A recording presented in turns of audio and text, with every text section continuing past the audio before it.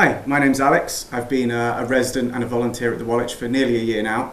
I will be starting work with the Welsh soon, but as someone with a criminal record, I have had to face the kind of barrier that creates. Not only does that create the practical barrier of employers actually discriminating against people with criminal records, but it also kind of creates this barrier of fear, I'd call it, where it's kind of preying on someone's mind and you're worrying how people will take it and how to deal with it. So today I'm talking to Ellie Pearson. We're going to be talking about the BOSS project, which I think tries to deal with some of these issues. So perhaps you could talk to me about where the idea came from and kind of what BOSS is and what it aims to do. Well, BOSS is a South Wales-wide prison training programme in a nutshell, and it stands for Building Opportunity, Skills and Success. We started working in prisons 18 months ago through the Streets Ahead project with Cardiff Prison, and it was really successful, the work that we did there, and we helped a lot of prisoners to overcome some of the barriers that they face when seeking employment. The Streets Ahead project was set up to support our service users to gain and refresh their life skills and social skills. But what we've seen is the project develop much more than that. We help people get further away from homelessness. Streets Ahead is like the next step. After you house someone, you help them to move on in life. You increase their confidence, their skills, and you help them engage with services. Sometimes people who are perhaps street homeless or homeless, in many different settings, they can feel excluded.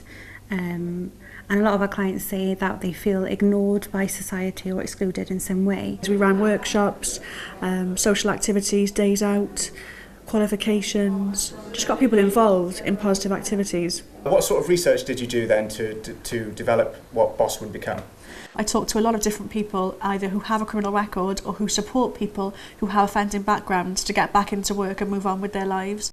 I spoke to prisoners across South Wales, prison leavers, people who've experienced homelessness who live with us in the Welsh in our projects. I spoke to partner agencies, key staff in the prison service, and also employers. What support do they feel they either need or that ex-offenders need? But also when I spoke to the employers, I wanted to really know what would change it for them, what would make them feel more inclined or more positive about employing people with offending backgrounds. So what were the main things that stood out when you carried out all this research? What stood out to us was that we found that ex-offenders need tailored and specific support in order to help them to overcome the barrier of a criminal record to get into work. So I guess the idea is that BOSS will deal with some of these problems. It will. It'll do it in three ways. Firstly, by ensuring that ex-offenders have the skills, knowledge and confidence to be able to find and sustain meaningful employment. That could be either soft skills, employability training or entrepreneurship training to become self-employed.